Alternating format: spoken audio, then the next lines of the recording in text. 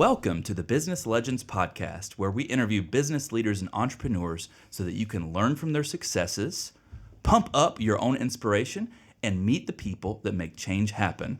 I did that intro super slow because today we are accompanied by the greatest art director of all time, Mr. Justin Dionne with Cain Center for the Arts. How are we doing today? I am very well, thank you. Very well, very well. So Justin informed me beforehand that I have been doing too much coffee before these shows, and I've been speeding through the intro going, this is the Business Legends Podcast, welcome, welcome, welcome.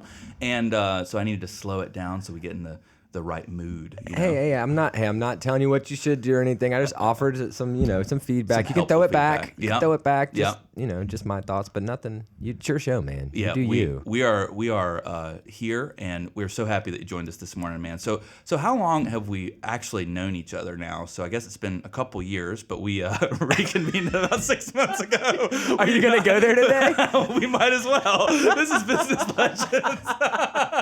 There's a lot of inside jokes behind this one. So very good. Macaulay over here. Yeah, yep, Macaulay Culkin. Reese actually sent us the original email the other day. Yeah. Like, as a reminder? He's just never going to let it go. No. He said, I found it. And I was like, found it. Yep. So for those of you listening to Business Legends, a couple years ago, should we even explain this story? Or It's just your leave show. it as You do what you want.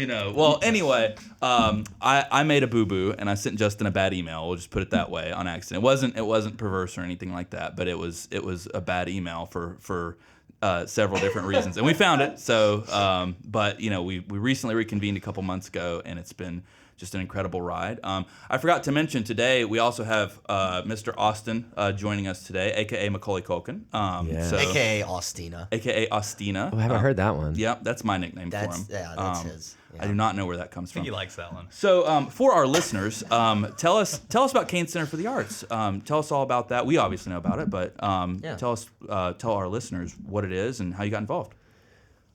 Great. Yes. So Cain Center for the Arts, we are a community organization, 501c3 nonprofit based in Lake Norman in Cornelius specifically. We're nonprofits, right, mission based. So we are committed to presenting exceptional visual arts, performing arts, and social experiences to the Lake Norman region. So we're a company that was founded in 2016. Wow. Really came out of the vision from the town to create an arts and community center that would help drive economic development as well as create cultural and arts opportunities for the region. So our nonprofit was created to kind of be to definitely drive the business plan behind that, raise funds, and then execute from there. So I came on as the first employee, executive director back in 2017. And we since have completed recently a $25 million capital campaign and launched our business as well over those years at the same time while raising money, while starting construction, while completing construction, while ramping up the company. It's really been a full startup, right? It's been absolute heads in the clouds to feet on the ground. Mm-hmm. And as of today, on what is today, March the 1st, we've officially been open about 8 weeks in the new building while still operating. We operated in our original building for about 2 years before we opened the new building. So yeah, things have been going well. Yes, if you're driving through Cornelius and you see the giant building that wasn't there before, that's them. That's the one. That would be us. Yeah, that would be us. And inside is incredible, by the way. Austina and I were able to check out a John Reap show, and Austin's been to a couple more as well. And pretty much every single one. But you guys were at our grand opening. Yep. I mean, you were there the very first morning of the ribbon cutting and everything. Yeah. And you guys are doing a spectacular job with it, I must say. I mean, thank you. It's beautiful inside. I mean, everything was well done. And I mean, just the show was incredible. The one that I saw. We're going to I believe you have the Verve Pipe coming up in May something or other. April. April early. It's in that time frame. Yeah. April-May time frame. Yes. Yeah. So real quick on the since you did a $25 million campaign, that's huge. I mean, I'm sure there's so many people that believe in the arts that donated to that. But like, what is the process of something like that? That's huge. So fundraising, fundraising is in the nonprofit sector. I mean, it's a skill, right? Mm-hmm. And it's I don't want to is a balance how I want to approach it, because when you work in it, I mean, you approach it just like a business, right? I could imagine that, what we did was raise capital for a business in the same way that perhaps a for-profit, startup might go out and try to raise capital. Okay. I mean, there are a lot of similarities in the processes, right? In some of the processes and strategies I could imagine, right? So, I mean, literally, like from the camp, it's just the main thing. I guess one of my big things I'm passionate about, to step one step away from that, and I'll come back to your question, is one of my big passions is that nonprofit gets. I think one of the things is that nonprofit, for some folks, there's a little bit of a gap in understanding that it's still a business. It absolutely is still a business. It's just like, for nonprofit, we don't judge our successes based off of, creating profits to go to shareholders, right? Our shareholders are the communities that we serve. So, but we still have to serve them, right? And we have to make sure that we're holding ourselves accountable, that we're putting things into place, and that as we are successful, that you should see that mission continue to grow. So, as nonprofits, grow and work, and they should hopefully grow and continue to grow, they're serving more people. They're offering more scholarships. They're putting on more shows. If you're an arts organization, right? You're putting on more classes. You're diversifying your audiences more, right? You're creating new initiatives. Right? And it just keeps going back into the company, back into the company, back into the community, back into the community. That's really the main thing, right? There's no one person that benefits from, like, hey, if we have a year where we make profit, like, and which should be the goal. Like, you should, in my nonprofit goal should be to make profit, right? Now, because, hey, great, like with that profit now next year, you can recycle it. That means we can go ahead and like use that profit we made last year to start up this new initiative we had a strategic plan for. Right? So great. Now we can have this new scholarship program that we were wanting to do, and we made profit last year, so now we can start it. Yeah, it's probably why so many nonprofits fail, is they don't treat it like a business. Like, they have a great idea, but they got to grow to a point to treat more people. Well, it's interesting, as I was driving down today and I was doing my last minute prep, as I mentioned, I was listening to one of your podcast guests, and I apologize, I forgot his name. I'm really bad with names.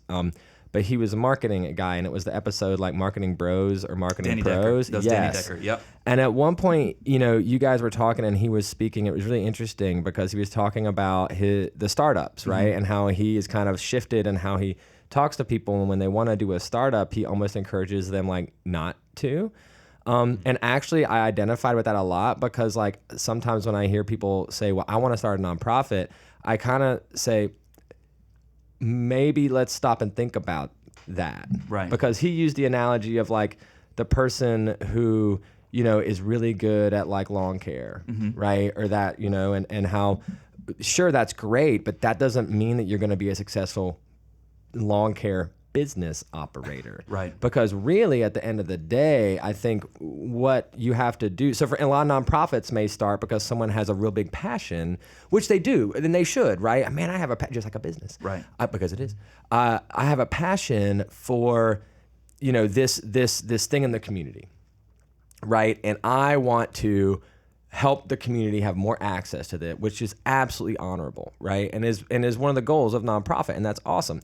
That being said, like if I'm an actor, right? I'm just gonna use my discipline. If I'm an actor and I really have a passion that I want to like deliver the arts to more people in the community, and I'm an actor and I'm gonna do that by being an actor, at some point, to really operate that business, either I'm gonna have to understand that the business is gonna have to hire someone that's gonna be a manager or have management skills or business savvy above me, so that now my vision is no longer the vision. It's led by the organization of a board, because that's how nonprofits operate. There's a board that really runs it. It's not yours, it's the board's. Right. Or, you're going to find yourself stepping away from acting. Yeah, not acting anymore. And not acting anymore because you got to go run the business. And that can be tough for people. Absolutely. And actually I was an actor first, right? And people go, I was an actor, I was a singer, and just last night I was talking to someone, they were like, do you ever want to get back on stage? And I was like, yeah, I mean, it'd be cool and all, but like, I actually have found a lot of joy in knowing that like part of what I get to do, along with like, connecting audiences to this and shows and classes and everything else is provide artists with work. Right. Right? Like these artists that we bring in, these are actors, these are performers, these are musicians that we're hiring and we're providing them with work. Right? So that's cool too. Do you feel like you have, as an actor, you still have moments where you're under the limelight, if you will? So, like for now? instance, well, that's a great example, yes. But also sometimes when I remember at the grand opening, the ribbon cutting, you gave a little. I turned it on? Yeah, you did. Yeah, you did. And you did a great job with it too. Oh, thank you. But do you feel like you kind of still fulfill that that inner desire to Absolutely. be on stage when you're doing stuff like that, or things like this even? Yeah, absolutely. Yeah, absolutely. I mean, it absolutely still gives me a chance to utilize, to scratch that itch, right? And I mean, if you come to shows, sometimes when I can, I'll step up on stage and introduce the crowd, and I still get like some claps, and I still get to like hold the microphone, and it's. I still get to stand there and have the light hit me and not be able to see who's in the audience, and and if you've come and seen that and you've seen me, you could tell I'm enjoying it. Yeah, for sure. Right, which is fun. Like that's fun, and that's one of the perks, right?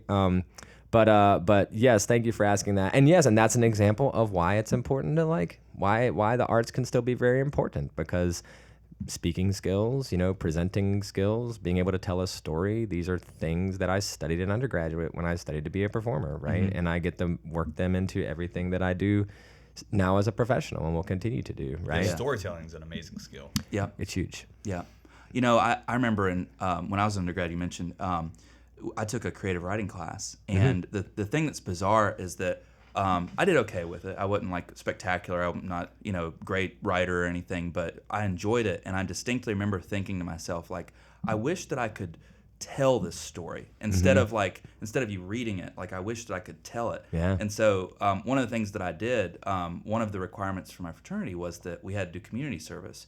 And it was just something that we did as pieces of what we were not required legally to do it. It was part of Okay, that's okay. But one of the things that I did was I ended up volunteering to read children's stories. That's awesome. Yep. So I ended up doing it, and so they taught me how to like hold like Cat in the Hat, right? And then I would say like and then flip the pages and stuff like that. But it's something that I was inspired to do. So that's kind of what I was wondering, if you were inspired to do things still on stage and things like that in your position. Oh yeah, absolutely. And I think I'm a big believer that things, as I've gotten older, not that I'm old, but elder millennial. Elder millennial. There, where you said you're going to work it in. Now that we are elder millennials. Things happen in seasons, and right now, like my professional career is still in its early phases. I mean, I'm convinced that one of my thoughts is that we probably don't really hit our professional stride until our like late 30s, and then hey, I'm going to hit my 40. I mean, in 2 years I'll be 40, and we'll really pump it then, and probably 40s and 50s will probably be some of my most like significant professional and we'll buy convertibles years, together. right? Yeah, sure. Buy some Corvettes, and I have a 4-year-old, and there's capacity, right? And sure. I don't subscribe to the hustle culture. I did in my 20s, and that was great and all, and then I just was like, actually I can do better, and do better work with more balance, right? And sure. So that was something that happened too for me. But yeah, it's maybe one day get back on stage, could be fun. We'll see if I have the time. Yeah. See, I've done it before, right? So I know the time it takes.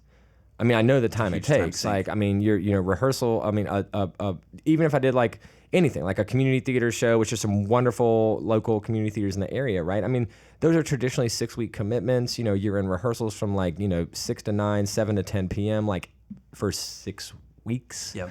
Right? I mean, for 5 nights a week, depending on for 6 weeks, if it's a musical or not, right. Then you've got the performances, then you've got the time spent outside of rehearsals, memorizing lines, reviewing blocking, working on the character. I mean, if you're approaching it correctly, I mean, it's a commitment, right? Now, it's absolutely something that you need to do because you absolutely have the passion for it and love it. And I do still love it. I just don't think I love it as much as I used to. I love other things more now. Yeah. You found something else to fulfill you. Priorities. For sure. Yeah. So That's I want a grown-up word.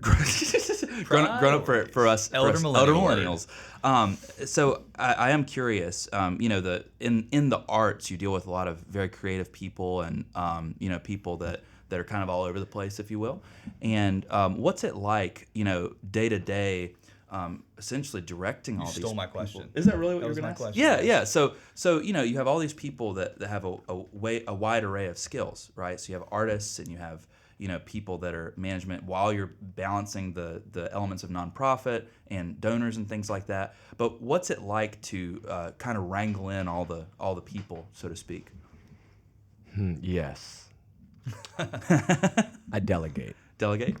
Yeah. No, I mean, like, I'm Delegate not to so. survive. Yeah, so part of what has happened, and not like, I want to be clear. Like, I get to work with a lot of the artists that I get to work with more directly now, because with my role as executive director, I'll do multiple things, but I also book the season, the performing arts season. So I curate that. That's Right.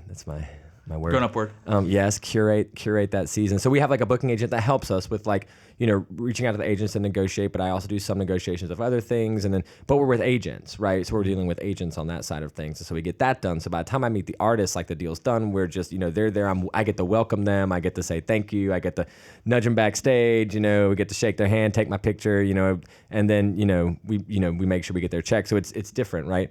And then now I think probably most of the artists that work with our company on a more regular basis, our director of visual arts and education, Simone Elbe, She is really incredible, works by the with. way. Yeah. Yep. And what's cool is like Simone's an artist as well. So she can take that energy from them and really work with them, because it does take a you need to be able to understand and empathize, right? And what's Absolutely. cool is that like almost everyone on our staff, whether it be administrative role or development or technical director, even has a background in the arts. So that's cool because you can always understand that about them, and you can always kind of say, hey, yeah, look, I get that, like, and I understand that, and I'd really like to see if I can help you with like writing your invoice correctly. Mm-hmm. Right. I mean, something with skills like that, administrative, sure. that sometimes there may be a gap where, again, like you said, so artists are a great example of like the landscaper. Right. Landscaper. They they can go out and if you just tell them to go out and make your yard look beautiful, they will do it. Right. If I say, hey, artist, I would love for you to be inspired and paint me a beautiful picture or, do a beautiful piece of ceramics or this, they're like, yes. And then I'm like, okay, and now I need you to like invoice me correctly for it and make sure so we can get you paid and everything else. And they're like, how do I do that? Right. Yeah. I mean, and that's okay. Like, and that's, so I'm like, cool, well, let's help you with that. So like, that's what's great about Simone is that balance too. So Simone so we approach the artists that work from our visual art side too, where like Simone does a fantastic job of saying like, hey, yes, and let's nurture you and let's help you grow from that side too, right? So that like we can work together on that. And I think that's maybe an approach that we try to do for those who are open to it, and want it, and that's been my side too. Is I've been able to balance in my growth a balance between the artistic side of my brain and that business side, functional side as well. It's almost like left brain attacks right brain, like left brain right brain creates, and then left brain is like, how do I send this invoice and this email? And, Right. Well, everything because else. I've just always been a believer that like, I don't like that whole, listen, there's all different kinds of art, right? And there's all different kinds of like discussions and approaches. And there are absolutely, art for art's sake is absolutely like a valiant thing, and that's wonderful, and that is something that should be appreciated and acknowledged and celebrated, right? And I also believe that at the same time, this is my two sides, Right. all right? So the artist side of me goes, yes, art's for art's sake. Sometimes you just got to do art, you just get it out there, and who cares? And the other side of me goes, yeah, but if like no one comes to your show, did it ever matter? Right. I mean, I'm not. It's a tough like, balance. and it's tough. It's tough to say that because people Yeah. don't want to hear that. Right. But like, dude, if you worked so hard, Yeah. on this. I mean, I don't have a know show. how hard artists work. They work so hard. Nothing they do is not intentional. I promise you. Yeah. Whether it be a painter, a sculptor, a performer, a musician, like they took time and they thought about this and they, oh my gosh, they stressed themselves out over it. And then they go and perform it. But if no one hears it, if no one sees it, if it doesn't actually get shared, like what a missed opportunity. Yeah. For me, Absolutely. right? So that's one of the cool things that like I think I found is I want to find out how I can help make Bring that the happen. people and You know, make the how message can known. how can I help with saying like you do amazing work? Wow, we love it. Can we help you with making sure that it gets seen and makes the impact that it should make? Right. You know, and that you would want it to make. And, you know, are you thinking about how you get paid for that? Yeah. And can we help you with thinking about that? You know? And so it's you know, yeah. A show I've always wanted to see that I've never even seen this listed anywhere is that sand art, like where they dance and sing and create like a giant sandboard, and the sandboard turns into a story while they're singing. Oh, that's cool, huh? And they do it with their feet while they're dancing. So it Yeah, see, literally- there's so many it kinds of draws like it. cool. It's wild. Yeah. There's Stuff, like a mirror, man. right? So the mirror on the stage, you can see the You can see the shadow Yeah. of the sand. So they're dancing and singing while making. And the sand story doesn't look like a blur where it's barely seeable. You can literally like make out the camels and the tree. That's so and cool. It's wild. There's so many cool. I mean, you know, I'm my campaign I want to do. I've given it away now so many times. Someone else is gonna do it, and that's fine. Is I have this idea of like a that's art campaign, like a campaign that's like that's art. Yeah. Because I think something I heard, to go back to a moment now that I've gone so far off, I'm gonna bring it back. To the fundraising is, you know, going out there and, you know, leading the campaign to, you know, raise $25 million, which had never been done in that Lake Norman area in terms of like this kind of community project. Like we got to take Davidson College and set it to the side. I mean, Sure. that's a college. It's a whole different Private. All in yeah. the world. Yeah. Well, yeah, and years and years. Anyways, is I heard consistently, and I continue to hear some people, man, I just, you know, hey, look, man, like, I know it's like what you're doing is cool and all, guys, like, but like, man, the art thing is not really for me. Mm-hmm. Like I say, you know, look, my wife likes that stuff. Like it's Yeah. not really, you know. But then like they'll come to a John Reap comedy show. Right. Sorry for the intermission there. The greatest host of the show, me, kicked the microphone thing. Unfortunately, He was able so not to talk fast today, but he couldn't keep his feet I from couldn't moving keep my while he feet was from slowly swirling. talking. Well, you're making me so excited, Justin, and talking Oh. about what you were doing that I was just over See, here. that's my actor in me There it coming is. back There it out. is. I'm able to excite you. pump. That's exactly right. So we were talking about that's art. Yes, and that's so art. So tell us about your idea for that, and I have a great question for you. To follow up So on. like I want to preface by kind of what I was saying is like you know, it's like people would say, or I will still say, you know, I don't, you know, man, that art stuff, I just don't really get into it, you know. Mm-hmm. And then they're like, all right, see ya, and they get in their car, roll their windows down, and turn on their favorite music. Right. Listening to Coldplay. Yeah, they're doing Right, they're or doing like, or even their at own like, form I of mean, art. and it's just like this idea that like, I mean, look, I go to the gym, you know, pretty regularly, and in the gym, there are definitely some folks in there that are like, that, you know, I mean, they're like, hey man, that's so cool that you do that, like, and then they never show up, or they never, you know, but that's not my thing, man, but that's so cool that you do that. Yeah. But they're in the gym, and like when we're working out, there's always music playing. Right. Right? Like there's always music playing. They're always dancing to it. Right? And then they go and they buy the new designed apparel shirt that the gym put out. Yep. And they, I mean, you know, or they own their own business and hang their own designed banner. Yeah. I mean, that has certain graphics and colors, and this is art. Yeah. Like this is art. It's almost. I mean, you know what I mean? Like what we're doing right now. Absolutely. This is art. Like It is, because it's yeah. going to take skill. Because art really is anything in my mind that uses creativity and some skill to it as well, right? So I mean, look, like when we finish this today, like you're gonna send it. You say you're gonna send it to, you know, an editor who's gonna David Woodruff, take a best. sound file, Yeah. right, and a video file, and Match put them it up. into a program Yeah. that Twice now allows since I it kicked the to. thing. I mean, then he's gonna literally get through. He's gonna cut this and cut that and edit this and edit that and change sound levels, and that's art. Yeah. Absolutely. I mean, and that's art. Getting back to the Sorry. people that no.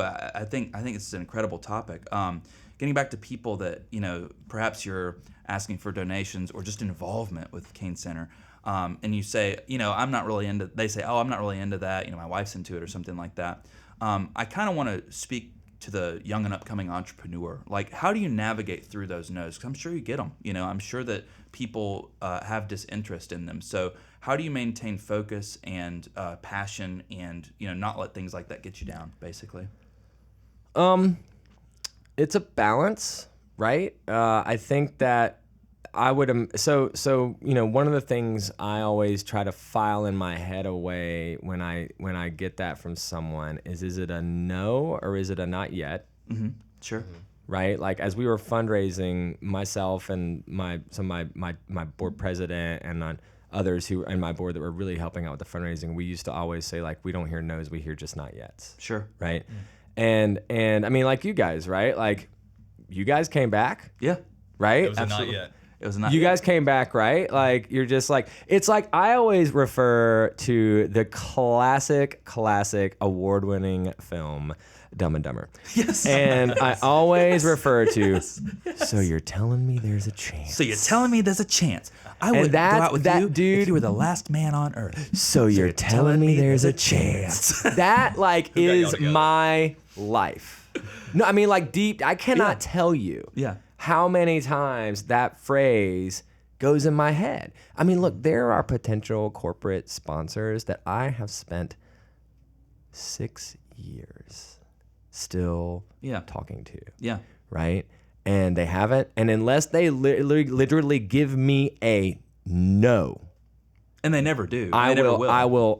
Now I may let them cool off for a bit, and I'll come back, and I'll this, and we'll talk to this, and I find a different angle, and we see, you always have to balance that, right? There always becomes an ROI of like, all right, how much time am I really spending on this potential lead, and is it can't really talk going to to them potentially every happen? day And or like, nothing. oh Like, my yeah. gosh, hey, by the way, did a nonprofit person just say ROI?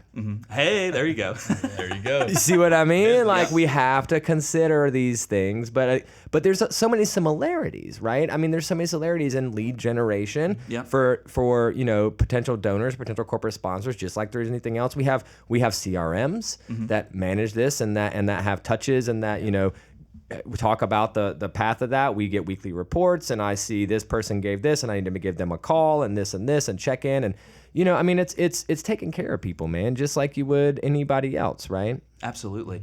Have you noticed that there's maybe a little bit more interest in being involved with the Cain Center since you guys have opened up? and doing Yeah, shows and absolutely, stuff? of course. Now that they have a building? Yeah. Now Yeah, there's a well, building yeah, and shows absolutely, and- right? Yeah.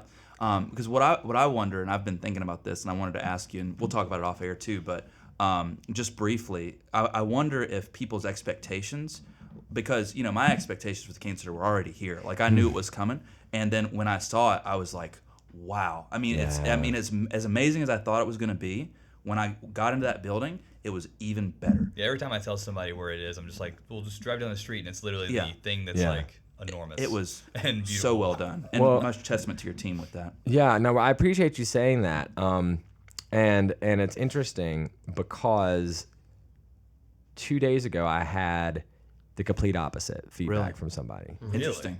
Like, I had a feedback session with someone who absolutely just spent 45 minutes before I even could respond. Wow. Just, they came with a list, like a folder of like examples Yeah. Things of they didn't things like. that were of things we were not doing right, of things Wow. that they expected differently, of things not that we ever led them to believe differently, Right. but so I say that was to this be was this like a- was this- it's great to hear. No, and this was the first person in our first 7 to 8 weeks of being open, and like was I a fan? It was very humbling. Yeah. First, not that we don't. I mean, I will be the first to tell you, like, and I've said this in the beginning, and Austin's heard me say this regularly. Like, we are absolutely still in startup.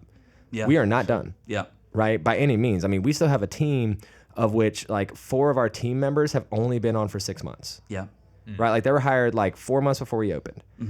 So like we're still learning. We have this great new amazing building and thing, but now we have 2 buildings and we Right. have these new programs, and now we're putting on these shows with these big artists and 400 people coming in, and now we have 25 volunteers every time we have a show, which we never had that before. And so we're learning how to operate. Yeah. Right, and what's and like, I'm so glad and grateful to hear like what you're saying. You're like, man, it just exceeded even my expectations. Like, and that's great. And I'm riding up here, and then I had this meeting the other day where it's like, and no. Yeah. Right. So you got to balance, but I took we took it, and like, hey, was it fun? It never is. No. Did I love the way that they gave the feedback, like their approach? Like, no, because they didn't exactly deliver it in like what I think was a constructive and respectful way. That being said, like, were they wrong? No. Wow.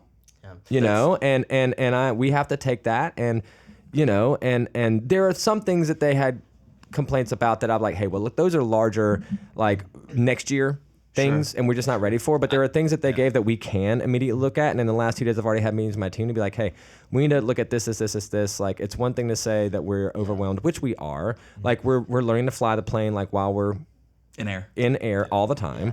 Right. So I have to be empathetic with my team members to make sure, because like, some of my team like hasn't had a day off, right? Or they've had 2 days off in the last 8 weeks. So like, what am I supposed to do? Like, I have to balance that whole thing of like, yes, we need to hold you accountable. Yes, we need to get better, but I don't want to like overwhelm you. Now's not the moment. Now's not the time. Now's not that These time. people haven't had, right? Yeah. So like balancing that. Yeah. But then I go, well, but okay, look, so that being said, like, we do need to fix these immediate things right now. Yeah. Like, there are some things we need to balance, like customer experience, right? Sorry, we're going down the hole. Like, no, I love the fact you said that, because like a lot of people wouldn't say that, and my team will tell you, I live by this. Like, if I get told by a customer that we have some kind of problem of any kind, a lot of people will go, well, that's because they didn't get me this, they didn't give me this, et cetera. They'll start going down this rabbit hole. You have to accept it. If you can't accept it, you can't fix it. And it's not fun. It's not. It wasn't fun. I was in an awful. You have to absorb it. I went home that night, and my wife like put my daughter to bed and everything for me, because she knew I was just like, Justin needs to just go and be left alone for the night to just like process all this, and it wasn't fun by any means. But like, when I really tried to take it and like really process it, I have to be grateful. Although I'm like, motherfucker, you know what I mean? But okay. One of the things that you had mentioned that I thought was interesting, the connection between Cain Center for the Arts and Cornelius Arts Center. Most people wouldn't even consider you guys a startup, but you still like consider that Cain Center for the Arts is a startup. Oh, there we go. But you still consider that Cain Center for the Arts is a startup, gosh. but a lot of people wouldn't. But what I thought was interesting is that you mentioned about like listening to your users. And there's a lot of businesses out there that they don't consider themselves a startup, so they don't have that mindset of like always listening to their users and doing things that the more so they're taking their foot off the gas and just coasting essentially. Oh gosh, yeah. No, we need to.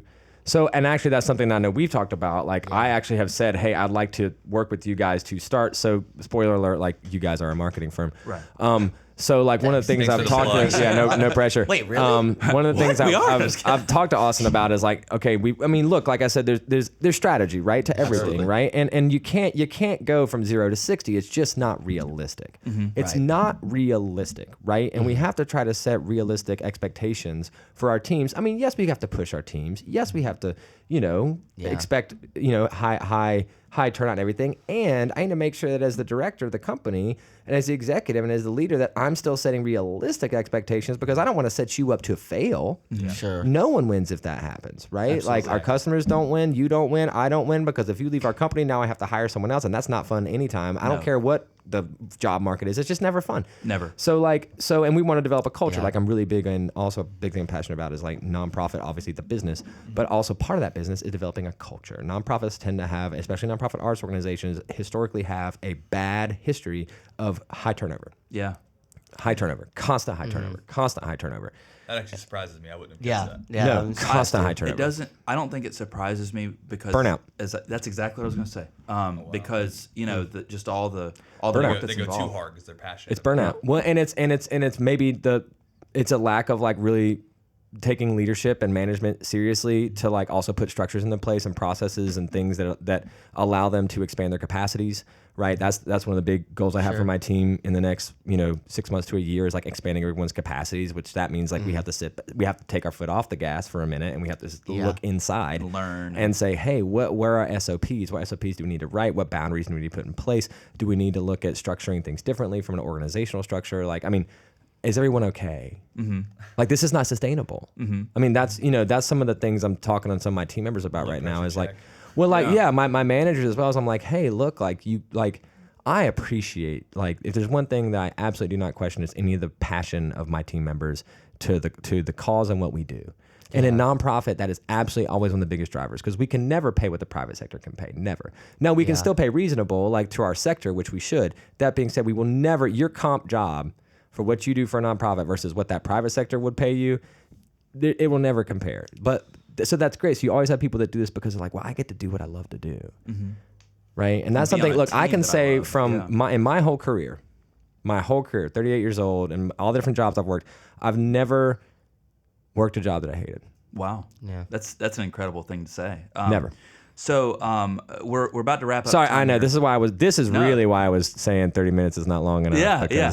Well, no, it's amazing, and you brought up some wonderful things. But I cannot let you out of here without you at least touching on some of the amazing programs that Cain Center does. So we just happen to know, because again of that spoiler alert, that we do some marketing with you guys, but we just happen to know about some of the programs that you guys have in the community, especially things like music lessons and stuff like that. And I would love for you just to touch on that, just so that our listeners know how amazing the organization is. Great. So all right. So I'll go into my Yeah. Go to my Let's director go. flow now. All right, ready. Yep. So Cain Center for the Arts. We have programmatically, we have three legs of the stool. We have our education first. So our education programs are visual arts classes and performing arts classes now that we have the new building, right? And throughout the year, they happen in six-week sessions that start in the fall, go fall A, fall B, winter, spring A, spring B, summer A, summer B, and summer camps. So, in general, you can always see wonderful things like we have our full ceramics program, very popular. Yeah. Our visual arts things from watercolor to painting to drawing, for youth and adults, right? We have multimedia classes. We're now expanding with the new building where we're going to be looking into things like digital art as well. Digital art, like design and graphic art design and things like that for kids and adults, right? Again, we also, on that visual, so from education as well, we're moving into performing arts. We're about to announce a partnership with a great professional local organization that's based out of Charlotte. I cannot quite say because our marketing team will be working on an official announcement for that coming soon. Yep. But there's that side. Then we have also our performing arts, right? So as you see on our website, you're going to see the shows that we have right now in the new center, which we're about halfway through the first presenting season, and that's when we present. So we present professional touring musicians, plays, comedians, all that. No, yeah, all that kind of stuff, right? And we sell tickets to it, and you can go online and buy tickets and come see a show, and we have a full bar when you come, and we try to make a full experience out of like coming to downtown Cornelius and having a great time. There are lots of great local restaurants downtown. Downtown Cornelius is growing and popping, and that's our part of helping develop an arts district in downtown Cornelius, which is a responsibility that we have as well. To the third thing we really do is community impact, right? And that's our community impact programs. And so obviously, like, yes, you can buy, you can pay to register for art classes. You can pay to buy tickets, right? And we do have scholarships and accessibility programs for that. And that falls underneath our community impact program. So making sure that we are making the arts accessible for everyone in the community. And kind of our main flagship programs that we've started for community impact, the first is our community music lesson program. That's what you were alluding to. And that is every year, registration usually starts in July or August for like what is a full school year, if you think of it that way, of one-on-one private music instruction. And children ages 8 and up can apply for this program. They have to just, they apply, you show the need that your family has, right? And then what you do is, if accepted, you take a full year of one-on-one music instruction in either, right now, guitar, voice, drums, or piano. And that's taught by local music school, Learn Music in Cornelius. So great local small business, right? Another great local small business. And that's 100% paid for, like by donors. So donors give to our organization and this education fund that we have, and that helps to pay for these, experiences.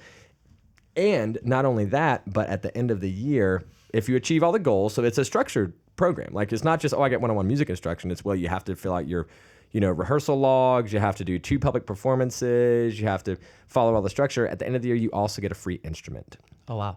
Right. So, and I can tell you that I was just doing numbers on this yesterday because this year that we're in right now, the final performance will be in June. We had 21 students, and overall that program is about a $50,000 program. Yeah. Wow. Like that's what it costs to put that program on. Right. And so that's, I mean, if that puts it just in your mind, like for 21 kids. Yeah. It's pretty cool. 21 kids, $50,000, right? Now we have donors that help make that happen, or continue to make that happen. So, but that's an example of like, hey, we want to see that grow. Like, wouldn't we love, do you think there's more than 21 kids in the Lake Norman area who would like private music lessons? Okay, well, understand for 21, it's costing $50,000. So, hey, wouldn't it be great? That's why we need to continue to have donors. That's why we need to grow our donor base. That's why this and this and that, because now we can do 30 kids. We could do 40 kids. We could do more. It's just understanding it's a business case, right? That's when you put together, well, to serve more kids, it's going to cost this much per kid, this.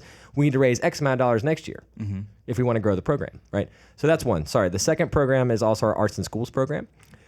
So every year we present into K through 12 schools, not everyone, usually 3 or 4 schools a year, free performances by either like Children's Theater of Charlotte or Charlotte Ballet or like the Symphony, a professional organization in the area. So we're supporting that local arts as well, right? That artistic ecosystem.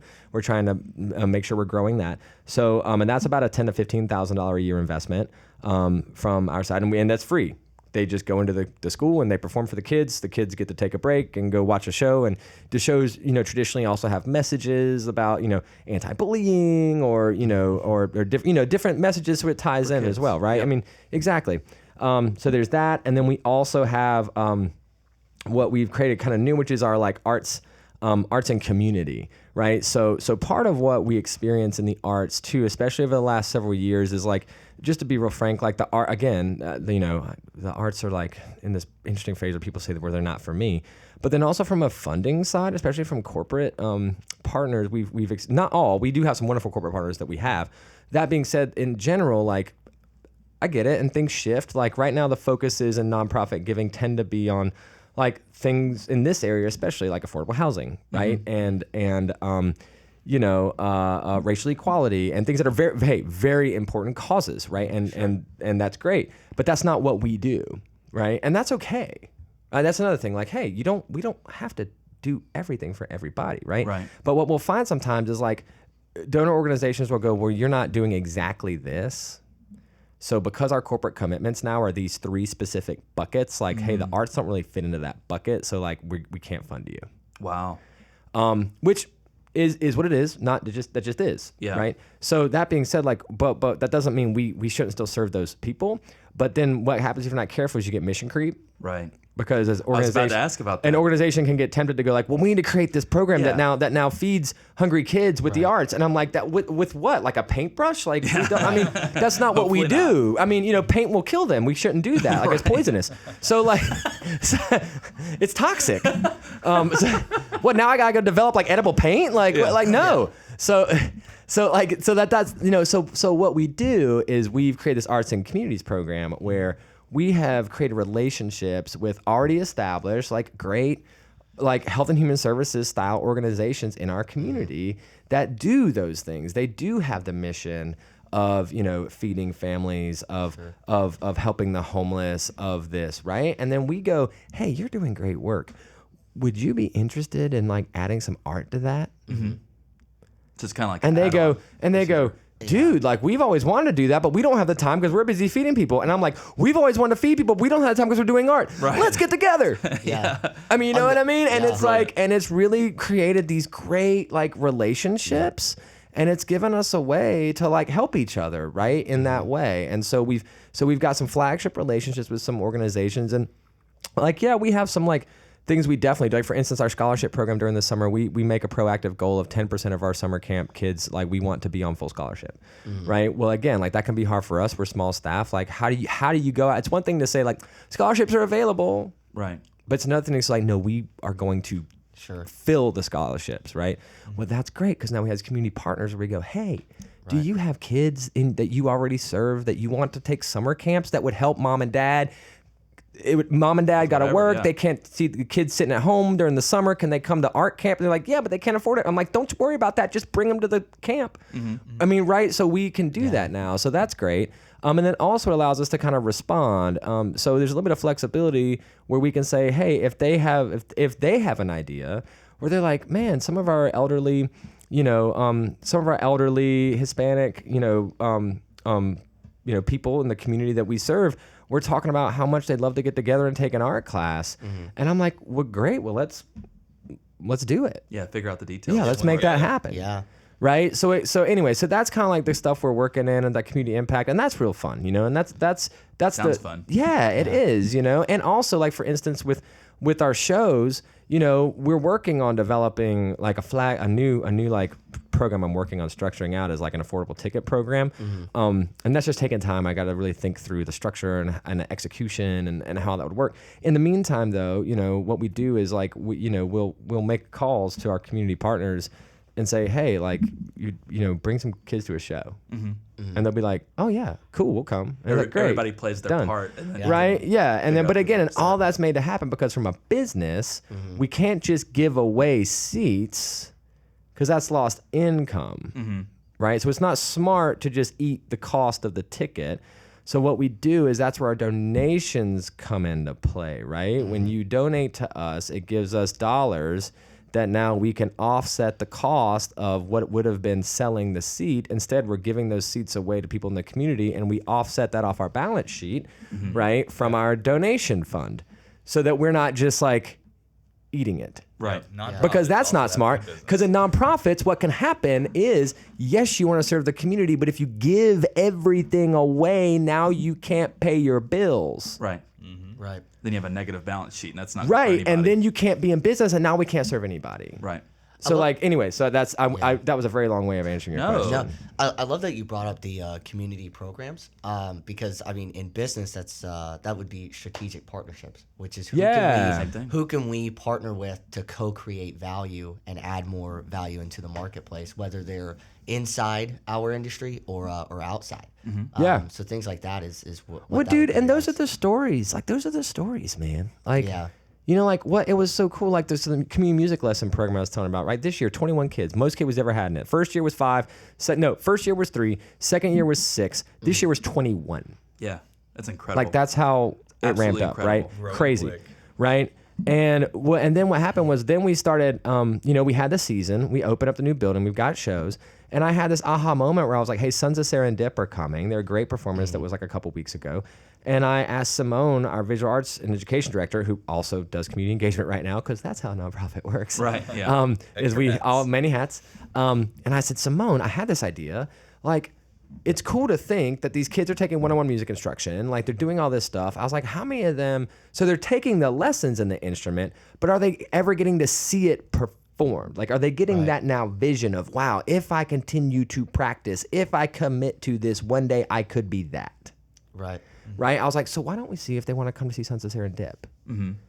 And so like we had like 30 of them, and they're like them and their families who, I don't know if they, I don't want to speak for them. I can't say if they had or had never been to a show before. I don't know. But they got to come. They had the experience of like walking into an arts center and seeing this happen and sitting in the seats and watching the performance and like, and so like, and it disarms, hopefully also contributes to disarming that whole like, well, the arts aren't for me. Right. Because we want, another mission of our center is we want people to just get familiar with this place and have it just be a part of who they are. Like we don't want it to be like I gotta go to the arts center. That's over there, and I'm over here. Nah, man, it's just come in. So sorry, talked around. It Everything. gives you the opportunity to cross market when someone is in a class already, and you can promote a show to them and show them like, hey, this is what you can, Right. this is where you could be if you put time in. And that's why I'm so grateful to have a wonderful company like Business Marketing Solutions Group Plug again. that can help us in. to tell our stories. Because one of the biggest gaps in nonprofit is that we get so focused on doing the work. Yeah. That like, I mean, look, even now, I mean, don't take this the wrong way. Like I just told you guys a lot of things that like you may not have even known for sure about our organization. And that's not because you guys aren't doing a great job as our marketing group. It's because like, do I take the time to really make sure that you're hearing all this, that you're aware of it, and are we taking the time to really tell all these stories? Like, so in nonprofit, you get so focused on just like doing that work, on getting that thing, on serving the community, on putting on the show, on doing the classes, that then if you don't stop and make sure people hear about it, then you're not growing your donor base, which means you can't continue to bring in that income that makes the program grow. Yeah. Well, and the fact that you guys have so many initiatives simultaneously too. You know, it's not like you have one show coming up. It's like you have a season. You know, Right. It's And not I'm like you booking have- the next one now. Right. It's not like you Yeah. have one class. It's like you have a series of classes and things like Right. that too. Do you want to touch on the Reese? How much time do we have? Not much. So Okay. I was actually gonna wrap it Okay. up, but Yeah. we'll talk about it off air, I guess. Yeah. But so we always like to close out business legends. I about said business marketing solution group. We always like to close out with a funny question, and this is typically where I stall for time, so that I can come up with a funny question on the scene. But today, since we're accompanied by the great Austina Murray, I'm going to put him on the spot and make him ask you a funny question. Funny questions. Funny questions. I don't have any funny ones. All I right. would do. What is your favorite type of performing arts? I don't know if that question makes any sense. Like, what is your favorite art medium? I guess is the better question. It's good enough. I mean, I would have to say, Yeah. probably just write like quick responses, probably like live music. Live Live music. music. Yeah. Yep. Very good. Well, Justin, thank you so much for joining us today. Yes. Can't wait to do lunch and talk more about some of these topics. And Yes. we'll see you soon, man. Until next And time. cainarts.org. Cainarts.org. Make sure to check them out. How do you spell that? Oh, God. CAIN. That's the joke. That's right. Take care, guys. We're going to cut that in part.